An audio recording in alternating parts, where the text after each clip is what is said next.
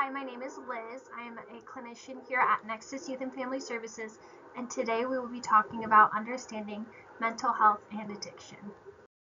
So, when we think of mental health, it's important to remember that it's not just about having a mental illness. Mental health is about our overall emotional, psychological, and social well being. It impacts every part of how we live our lives.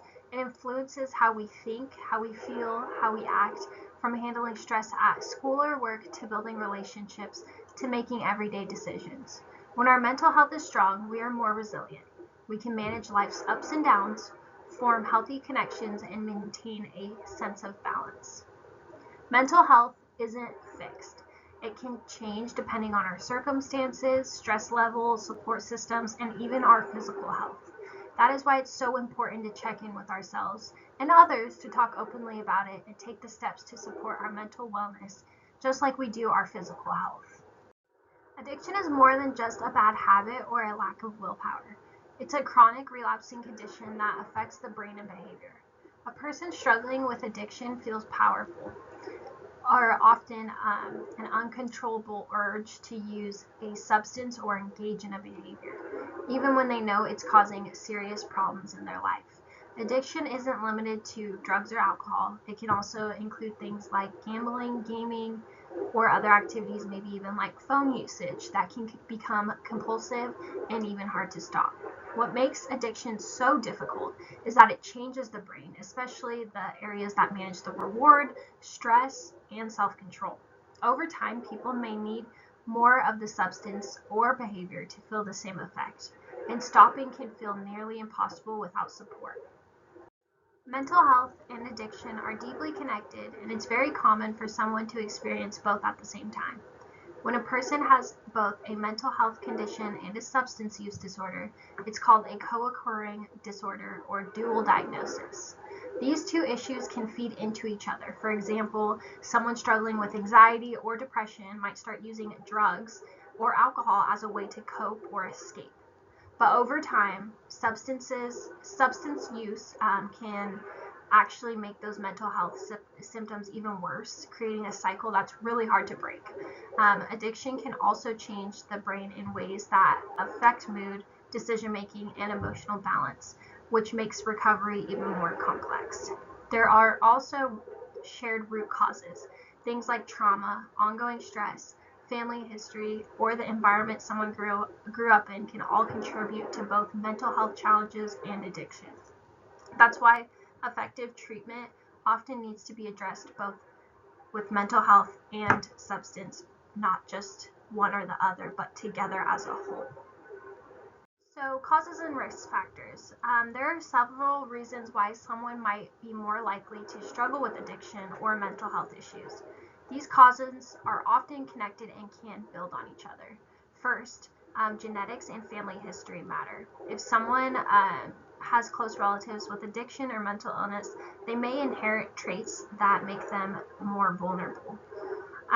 Trauma and abuse, so especially in childhood, this can affect how the brain develops and how a person learns to cope. These early experiences can increase the risk for emotional and behavioral struggles later in life. Early exposure to substances is also a factor. Using alcohol or drugs at a young age can affect brain development and make someone likely more to become dependent later on. Finally, the lack of social support can leave a person feeling isolated or overwhelmed. Without strong relationships or a support system, it's harder to deal with stress in healthy ways. Understanding these risk factors help us respond with more empathy and look for ways to prevent or reduce harm early on. So, some signs and symptoms. Mental health struggles don't always look the same from person to person. Common signs include mood swings, withdrawing from loved ones, changes in sleep or appetite, and feelings of hopelessness or emptiness. When it comes to addiction, signs often include intense cravings, needing more of a substance to get the same effect, withdrawal symptoms when trying to stop, and neglecting responsibilities at home, school, or work. These two issues can overlap. For example, someone may isolate themselves, become easily irritated, or seem secretive about what they're going through. It's important to pay attention to the changes in behavior or attitude that seem out of character. Often these signs are the way someone is showing they're struggling, even if they aren't saying it directly or asking for help. Recognizing the symptoms early can help us offer support and encourage someone to seek help before things get worse. Effects on daily life. Mental health struggles and addiction can affect many areas of a person's life. They can often cause strain in relationships with family, friends, and colleagues, leading to feelings of tension, mistrust, or isolation.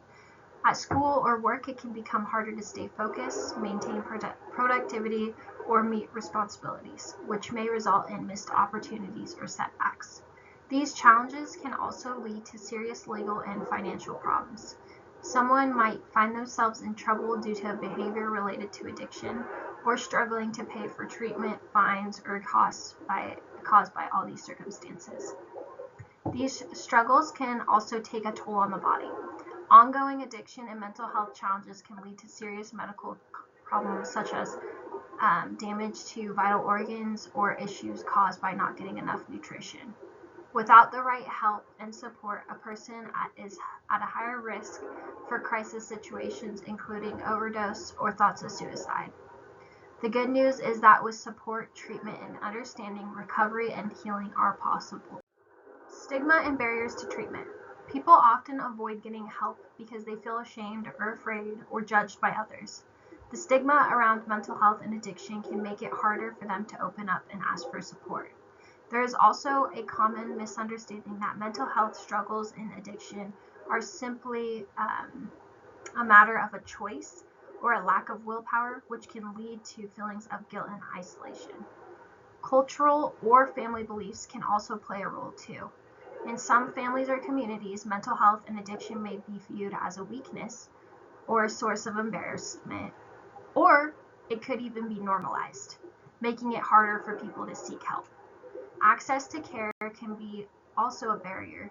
Limited ability to treatment, a lack of insurance, or living in areas where services are scarce can prevent people from getting the help and support they deserve. Helping a loved one through a mental health condition and addiction. So when someone we care about is struggling with mental health or addiction, our support can be one of the most powerful tools in their healing process. Recovery can feel lonely, and just knowing someone is there can reduce feelings of shame and isolation. Supporting someone doesn't mean solving all their problems. It means being there, listening without judgment, and showing you care. Start by really listening. Give them space to talk openly without interrupting or giving advice right away. Gently encourage them to seek help, whether that's through a therapist, a doctor, or a support group. Learn about what they're facing so you can understand better and respond in helpful ways. At the same time, take care of yourself and your own well-being. You can't pour from an empty cup. Be patient and consistent. Healing doesn't happen overnight, but your steady presence can be a lifeline. Things to watch out for. Try not to criticize or shame or minimize what they're going through. Avoid enabling behaviors that may keep them stuck. And just a reminder, you're not responsible for their recovery, but you are someone that they can count on. And so just make sure to take care of yourself. If you are coming alongside somebody that is in active addiction or is struggling with both mental health and addiction, because you want to be able to best show up for them. And if you're not taking care of yourself, then you're not able to take care of others. So making sure that your cup is full as well. So here are some resources that I included. The Suicide and Crisis Hotline.